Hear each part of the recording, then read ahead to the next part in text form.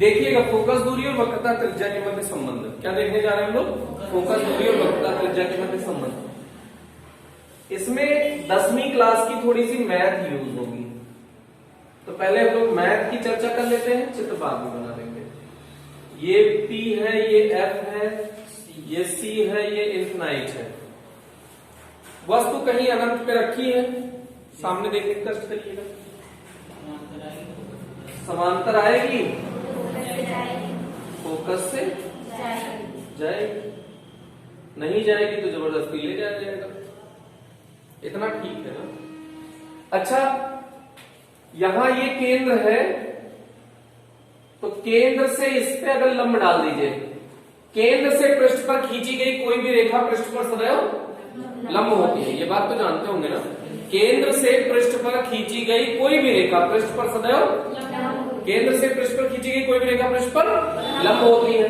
तो अगर ये लंब है, 90 डिग्री कोण बना रही है, तो इसका मतलब अगर ये किरण ऐसे आई है तो ऐसे गई, तो ये एंगल आई एंगल आर हो जाएगा ना। समतल दर्पण का टुकड़ा ले लीजिए, ये सोचिए, तो ये कोण जितना होगा उतना ही तो ये भी कोण होगा ना। बोलो, तो अगर इसे एंगल आई मानते हैं आपतन कोण, तो ये एंगल आर हो जाएगा क्या? ये कोण हम नहीं जानते हैं, कुछ अल्फा मान लेते हैं। क्या मान लेते हैं? अल्फा। अब इधर देखिएगा, 10th क्लास में जाते हैं हम लोग पीछे, 9th क्लास में। ये अगर कोण देखिए, ये थीटा है, ये थीटा है, तो ये पक्का समद्विबाहु त्रिभुज है। कौन सा है? समद्विबाहु त्रिभुज। समान कोणों के सामने की भुजाएं भी समान होती हैं, है?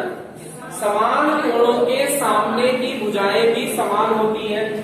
तो ABC अगर है, तो थीटा के सामने इधर क्या है? कौन सी भुजा है? AB। कौन सी भुजा है? AB। तो AB, और इस थीटा के सामने कौन सी भुजा है? AC। तो AB बराबर AC होगा। काहे होगा? क्योंकि समान कोण है, तो समान कोण के सामने की भुजाएं भी समान होती हैं। ये रट लीजिएगा, क्या होता है? समान कोणों के सामने की भुजाएं भी समान होती हैं। पक्की बात? ये थ्योरम है 9th क्लास में कि सिद्ध करो समान कोणों के सामने की भुजाएं भी समान। अभी हम लोग ज्यादा ज्ञान की बात नहीं कर रहे हैं। इसको नाम दे दीजिए कुछ, P इसको नहीं, इसको देते हैं POM N, कुछ ऐसे नाम दे दिया है ना। तो देखिएगा, कोई दिक्कत थोड़ी है। अरे अब इसे भाषा लिख देंगे। ऐसे भाषा क्या लिखेंगे? माना कोई अवतल दर्पण है जिस पर कोई प्रकाश किरण MO, कौन सी प्रकाश किरण? MO आपतित होती है, जो परावर्तन के पश्चात फोकस से जाती है। माना MOC angle i, COF angle r बराबर होंगे। क्यों? परावर्तन के नियम से। देखो एंगल, देखिएगा, एंगल MOC बराबर एंगल COF, ये बराबर होगा ना, क्योंकि ये एंगल आई बराबर एंगल आर है। किस नियम से? परावर्तन के नियम से। किस नियम से? परावर्तन के नियम से। इतने में कोई दिक्कत?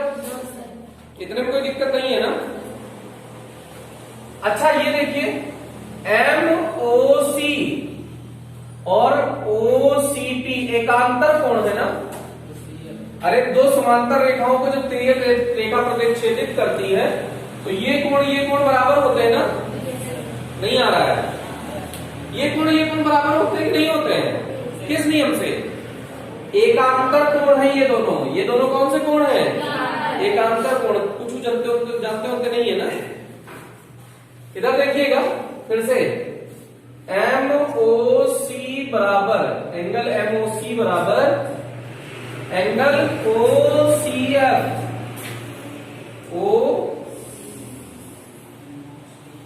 Angle OCF। ये किससे? एकांतर कोण के नियम से। एकांतर कोण है ये कौन से कोण है? एकांतर कोण। मतलब क्या है? अगले स्टेप में लिख देते हैं, एंगल आई बराबर एंगल अल्फा। क्यों ये है? एकांतर कोण है ये। बोलो इतने में कोई शक नहीं है ना। इसको समीकरण नंबर 1 मान लो, इसको समीकरण 2 मान लो। अगर समीकरण में LHS बराबर है दोनों समीकरण में, तो RHS बराबर होगा ना? नहीं आया। समीकरण 1 व 2 से LHS बराबर है एंगल आई, तो एंगल R बराबर एंगल अल्फा हो जाएगा। ये दोनों कोण बराबर हो गए ना। तो हम जानते हैं समान कोणों के सामने की भुजाएं भी, यहां लिख दीजिएगा। हम जानते हैं, क्या जानते हैं आप? बोलिए।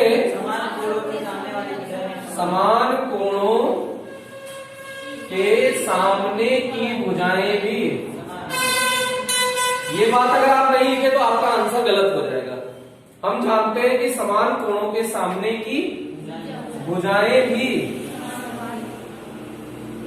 समान होती हैं। हम जानते हैं समान कोणों के सामने की भुजाएं भी समान होती हैं। तो एंगल आर के सामने क्या है भैया? CF। एंगल आर के सामने क्या है? दिख नहीं रहा तुमको? ऐसे तीर बना के देखो, एंगल आर के सामने कौन सी भुजा है? CF। त्रिभुज इसमें बताओ, त्रिभुज कौन सा ले रहे हैं? COF में CF बराबर क्या है बताओ? अल्फा। एंगल आर के सामने CF और एंगल आर और एंगल अल्फा बराबर है, तो अल्फा के सामने क्या है? OF। CF बराबर OF है कि नहीं है? बोलो। ये किस नियम से है? समद्विबाहु त्रिभुज के नियम से। समद्विबाहु त्रिभुज के नियम से। अब देखो, हमने शुरू से कहा है कि हमारे कोर्स में कौन सी किरणें हैं? उपाक्षीय किरणें। कौन सी किरणें हैं? उपाक्षीय किरणें। तो उपाक्षीय किरणें का मतलब ये बिंदु बहुत समीप होगा। ये चित्र बनाने के लिए, समझाने के लिए सिर्फ आपको ऐसे बनाया है। ये एक्चुअल में ये किरण होगी अपने कोर्स में ना। तो ये जब समांतर आएगी तो फोकस से जाएगी, तो ये इसका फोकस होगा। तो हम ये कह रहे हैं, समझो अब देखो, ये वाली लाइन और ये वाली लाइन ये आपस में बराबर होगी कि नहीं होगी? अरे P है, ये O है। हम कह रहे हैं FO बराबर PF होगा कि नहीं? क्यों बराबर होगा? ये दूर होगा तब तो नहीं दिख रहा है। हम ये कह रहे हैं FO किसके बराबर है? FP के। FO किसके बराबर है? FP के। ये दिख नहीं रहा होगा चित्र में, लेकिन इस चित्र में दिख रहा होगा। क्यों? क्योंकि हमारे कोर्स में कौन सी किरणें हैं? उपाक्षीय किरणें। सीमांत किरणें हमारे कोर्स में नहीं है। ये सीमांत किरणों का जैसा बनाया है, लेकिन सिर्फ समझाने के लिए। तो यदि दर्पण बहुत छोटा हो, चाहे ऐसे लिख दीजिए, चाहे लिख दीजिए कि उपाक्षीय किरणों की स्थिति में, उपाक्षीय किरणों के लिए अगर हमारे कोर्स में उपाक्षीय किरणें हैं, तो देखो FO FP के बराबर हो जाएगा कि नहीं? FO बराबर FP हो जाएगा कि नहीं? देखो FO बराबर हो गया इसका, तो इसको ऐसे लिख दो, या PF बराबर PF बराबर OF लिख सकते हैं ना? बोलो भाई। तो ये समीकरण नंबर 3 मान लो कुछ, और ये समीकरण नंबर 4। 3 और 4 का अगर RHS बराबर है तो LHS बराबर होगा ना? बोलो भाई।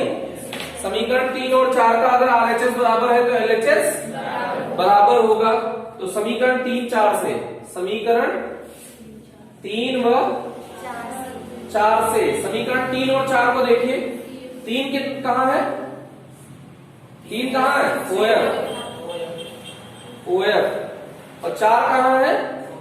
सॉरी, OF बराबर है, तो CF बराबर PF हो जाएगा। CF बराबर PF, CF बराबर CF बराबर PF। और ये वाली दूरी तो फोकस दूरी होती है ना भाई? ये बराबर है फोकस दूरी के।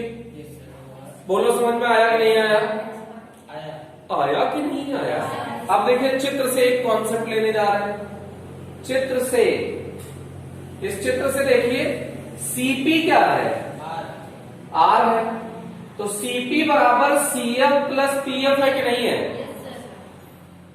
अरे ये पूरी दूरी इस प्लस इसके बराबर है कि नहीं है? बोलो, CF प्लस PF। CF का मान कितना है? F। PF का मान कितना है? F। CP का मान कितना है? R। है कि नहीं है? यहां से यहां तक की दूरी को क्या कहते हैं? वक्रता त्रिज्या नहीं कहते हैं? बोलो भाई। तो ये 2F हो गया। 2F बराबर R, तो F बराबर R बाई 2। यही फोकस दूरी और वक्रता त्रिज्या के मध्य संबंध है। यही फोकस दूरी और वक्रता त्रिज्या के मध्य संबंध है। ये समझ में आया कि नहीं आया? बोलो, पक्की बात, सोच लीजिएगा, कहीं से कोई डाउट हो। अब देखिए शॉर्टकट में कैसे बताते हैं, एक लाइन में। ये सब तो नौटंकी करने में टाइम लगता है, ओरल सिखा देते हैं। देखिए ये आई, फोकस से गई, केंद्र से इसको मिला दिया, केंद्र से पृष्ठ पर खींची गई कोई भी रेखा पृष्ठ पर लंब होती है। अगर पृष्ठ पर लंब है तो ये किरण अगर आई है तो ये गई है, तो ये एंगल बराबर होगा कि नहीं है? तो ये लंब है, केंद्र से आई है, तो इसका मतलब ये और ये जो कोण बनाएंगे लंब के साथ वो बराबर होगा। तो एंगल आई बराबर एंगल आर हो गया। बोलो भाई, ये एकांतर कोण हो गया। तो अगर ये इसके बराबर है, ये इसके बराबर है, तो ये भी तो इसके बराबर हो गया। ओरल बता रहा है। तो अगर ये दोनों कोण बराबर हो गए तो समान कोणों के सामने की भुजाएं भी समान होती हैं। तो ये वाली भुजा CF, इसके सामने OF, तो CF और OF बराबर हो जाएगा। बोलो भाई, जब CF और OF बराबर हो गया और हमको चित्र से पता है कि ये किरणें उपाक्षीय किरणें हैं, तो OF बराबर FP है कि नहीं है? OF बराबर FP है। बोलो, OF बराबर FP है, तो FP CP के बराबर, CF के बराबर भी तो हो जाएगा। नहीं आया? ये इसके बराबर है? बोलो, इसकी उम्र के बराबर है और इसकी उम्र के बराबर है, तो इन दोनों की उम्र आपस में बराबर नहीं होगी? अरे ये तो बचपन में किए हो गए ना। इसकी उम्र के बराबर है, इसकी उम्र के बराबर है, तो इसकी उम्र के बराबर नहीं है क्या? तो इसकी लंबाई के बराबर है और इसकी लंबाई के बराबर है, तो इसकी लंबाई भी तो आपस में बराबर है। तो इन दोनों की लंबाई बराबर है और ये इसकी लंबाई हमको पता है, तो इसकी भी लंबाई तो F है। तो देखो टोटल R बराबर F प्लस F, तो R बराबर F बाई 2, सॉरी F बराबर R बाई 2। समझ में आया कि नहीं आया? बोलो भाई, अगर किसी को कोई डाउट हो तो। आ गया ना? अपने मन से इसको आपको ट्राई करना है, बोर्ड पे नहीं रहेगा, मिटा दिया जाएगा। तो देखिएगा, अब ये दर्पण है कोई, ये इसका पोल है, ये फोकस है, ये सेंटर है, ये इन्फिनाइट है। थोड़ा चित्र सुंदर बनाए तो ही आपको अच्छा दिखेगा इसमें। अब देखिए वस्तु कहां रख रहे हैं? C और F अनंत के बीच में। वस्तु कहां रख रहे हैं बेटा? प्रतिबिंब कहां बनेगा? C और F के, ये हुई बात। समांतर आएगी तो बोलो भाई, फोकस से जाएगी। समांतर आएगी तो फोकस से जाएगी। अब ध्रुव पर जितने कोण पर आएगी, अब ये पहले मत जाइए, पहले यहाँ पे बेईमानी कर लीजिए कि यहाँ चलो बनाएंगे। कहाँ बनाया जाए? यही बनाया जाए। एक बिंदु ये मिल गया, एक बिंदु ये मिल गया, इसको मिला दीजिए। इसी बीच में होना चाहिए कोई बिंदु ना, नहीं कोई लोग मिला ही नहीं। हमारे पास स्केल नहीं है ना, स्केल होगा तो एग्जैक्टली मिल जाएगा। तो देखिए ये खोपड़ी है, तो खोपड़ी से दोनों किरणें आई है, तो खोपड़ी यहां बन जाएगी ना। ये इसका पैर है, तो ये इसका पैर बन गया। इसका नाम अगर हमने AB रखा है तो खोपड़ी का नाम B डैश कर दीजिए और A dash. A dash B dash क्या है बेटा? प्रतिबिंब है। A डैश B डैश क्या है? प्रतिबिंब है। अगर चित्र साफ सुथरा बना है तो आपको रिजल्ट बड़ा साफ सुथरा दिखेगा। अब देखिए यहाँ पे O मान लीजिए कुछ, अभी तक कोई कष्ट नहीं है ना। पहले ओरल प्रूव कराते हैं आपको बिना पेन चलाए। देखिए एक ये बड़ा वाला त्रिभुज लीजिएगा जरा, नाम बोलो जल्दी से। बाप नहीं, BAP है क्या? ये BAP। और ये क्या है, बाप डैश ए डैश बी डैश ये है ना। अब देखो इन दोनों के बारे में अगर कहा जाए तो ये कोण 90 डिग्री है, ये कोण 90 डिग्री बराबर है। और ये तुमने देखा था जितने कोण पे आएगी उतने पे जाएगी, तो ये एंगल आई है, तो ये एंगल आर है कि नहीं है, तो ये भी तो आपस में बराबर होगा। अगर दो कोण बराबर हो जाते हैं तो ये त्रिभुज समबाहु त्रिभुज हो जाता है। अगर दो कोण बराबर हो गए तो त्रिभुज समरूप त्रिभुज हो जाता है। क्या हो जाता है, समरूप त्रिभुज हो जाता है। बोलो भाई, अगर दो कोण बराबर हो जाए या दो भुजाएं बराबर हो जाए तो त्रिभुज कैसा बन जाता है, समरूप। तो समरूप त्रिभुज में भुजाओं का अनुपात बराबर होता है, समरूप त्रिभुज में भुजाओं का अनुपात बराबर होता है, समरूप त्रिभुज में भुजाओं का अनुपात बराबर होगा। तो इसकी खड़ी वाली भुजा देखो, इसकी खड़ी वाली भुजा बटे इसकी खड़ी वाली भुजा, बोर्ड पे देखने कष्ट करें, इसकी पड़ी वाली भुजा बटे इसकी पड़ी वाली भुजा बराबर होगी। नहीं आया, एक समीकरण बन जाएगा। फिर देखिए एक समबाहु त्रिभुज, वो एक समरूप त्रिभुज और ढूंढना है। तो इधर देखिएगा ए डैश बी डैश एफ, ये वाला त्रिभुज नजर आया, अरे नजर आया कि नहीं आया, नाम बोलो जल्दी से, एफ और एफ ओ पी, ये नजर आया। ये दोनों कोण बराबर है, शीर्षाभिमुख है, आमने सामने के कोण बराबर होते हैं ना।